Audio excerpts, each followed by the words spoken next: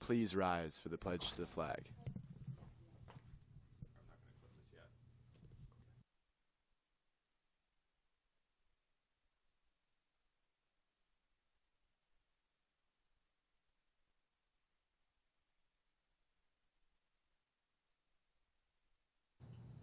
Groovy morning, Cedar Crest. It's November 8th, Throwback Thursday. I'm Hannah Shirey. And I'm Nevaeh Whitman. Coming up, we have some throwback videos to celebrate our half day of school. Also, we have Kyle with your weekly weekend outlook. We'll be right back with all this and all your school news.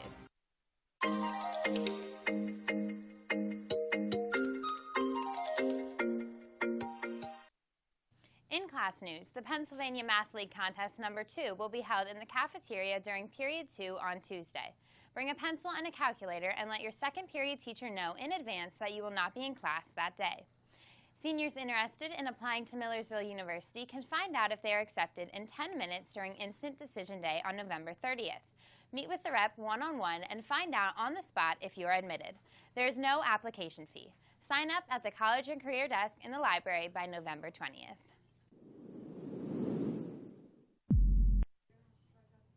In club news, if you are 16 years old and signed up to donate blood at the next week's blood drive, please see your homeroom teacher for your parent permission form.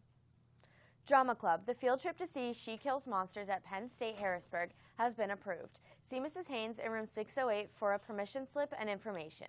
The trip is limited to the first 28 members that sign up. In honor of Throwback Thursday, the segment Today in History has been brought back for one day only. We sent it over to John Wolf to take us on a walk through the past.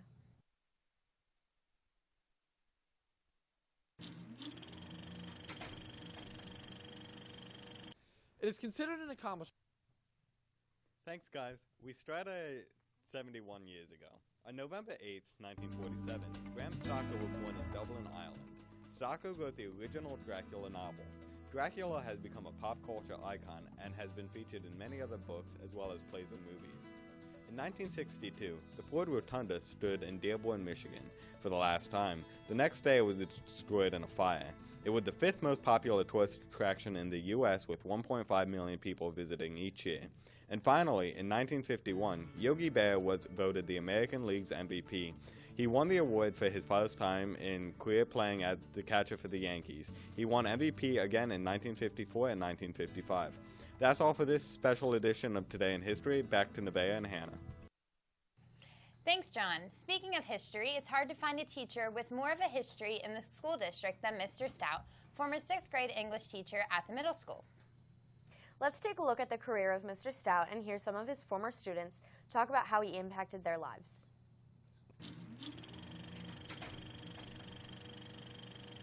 It is considered an accomplishment when a teacher sticks around for 30-plus years, but in the case of middle school English teacher Michael Stout, his 49-year teaching tenure could quite possibly be called his own era. The state called it 48.68 something because I graduated early and then I started teaching in February. During Mr. Stout's teaching career, he has changed the lives of thousands of students. Some of these students have gone on to become doctors and even lawyers, but some were inspired by Mr. Stout and became teachers themselves. Well, what I remember most about Mr. Stout's class is all the different activities that we would do. It seemed like every week we were doing something cool and neat, whether it was the way the lessons were taught, the activities. We had people come in. In Stout's class, students learn miscellaneous things like tying knots and rope, but one thing just about every student remembers from 6th grade is the point system, or more commonly known as washers. There are these washers, and they're kind of shaped like that, and they kind of come up, and either like a flange or a washer, and we call them points. And you got points if you were courteous or polite, or you lost points if you didn't do homework. The impact Mr. Stout's class has on some people is incredible. He has turned students into great public speakers and 6th graders into grammatically correct geniuses. His knowledge has left an impression on generations of kids. Mr. Stout retired after teaching for nearly 50 years. The 2018 midterm election were 2 days ago, and if you are 18, you may have gotten the chance to vote. But if you went to Ebenezer Elementary 6 years ago, you probably had the chance to participate in a mock election. We have a flashback recap of this event featuring current students from back when they were just in elementary school. November 6th, not only were the adults voting for the President of the United States, but also the students at Ebenezer Elementary School.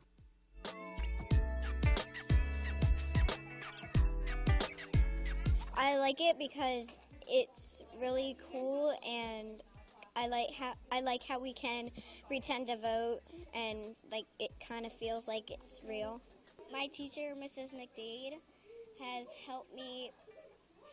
Like, she gives us homework assignments and persuades us to watch the debates on TV.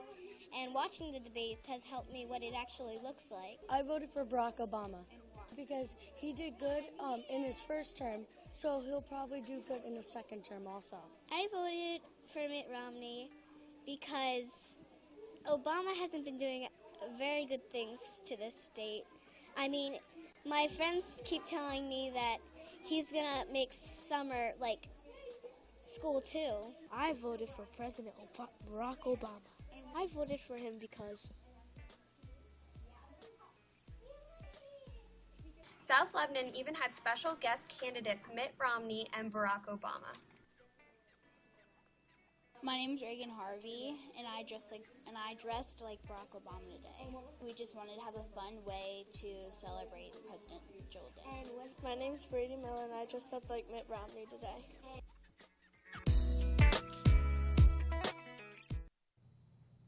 Hey Hannah, did you participate in a mock election when you were in elementary school? Yeah, I didn't go to Ebenezer Elementary, but I went to South Lebanon and we did the same thing, and I remember us all having a lot of fun with it. That's awesome. Yeah. And now for your sports news. In sports news, all girls trying out for basketball, please see Coach Lutz during homeroom or period 8 in room 207 today to check if you are cleared to play. Any 9th grader interested in trying out for the basketball team, tryouts will be held Friday, November 16th from 3 to 5 and Saturday, November 17th from 9 to 10:30 in the middle school gym. You will need all physical paperwork and impact tests completed before you are able to try out. New and renewal applications for winter weight room passes are now available in the high school office. The deadline for requests is Friday, November 16th. Swimmers, your physical papers are due to Mrs. Jupenlotz in the main office by this Friday. You will not be able to participate in practice until all paperwork is turned in. And now we send it over to Kyle with your weekend weather outlook. Kyle, is our long weekend going to be dry? For the most part, it will be. However, if you're going to a football game tomorrow night, you are going to start to see some showers moving in as our next system moves through the area. For today, however, while we're getting ready for our half day, it's going to be a high of 52 and a low of 53 with sunny skies throughout the entire day. Tomorrow, it's going to be cloudy for most of the day with rain coming through the afternoon with a high of 46 and a low of 34. Now our next shot of Arctic air is going to start moving through the region on Saturday with sunny skies throughout the entire day with a high of 40 and a low of 27. On Sunday, we're going to wrap up with sunny skies with this Arctic air still staying in the region with a high of 44 and a low of 27. That's all for your weekend outlook. Back to the desk. We have a couple last-minute birthday announcements. A happy birthday to my favorite twins, Alyssa and Nick. I love you guys, from Kirsten. And a happy birthday to Mrs. Lebo from Andrew and the homeroom, I think. Happy birthday to our very own Maddie Doxtator as well. And that's all for your Throwback Morning announcements today. I'm Hannah Shirey. And I'm Nevaeh Whitman. And to close out this Throwback Thursday, we have one of BB3 correspondent Emmett Dixon's very first short films. He starred in this film as a freshman along with Jaden Melendez and Caleb Waltmeyer. Enjoy it and make it a great day, Cedar Crest.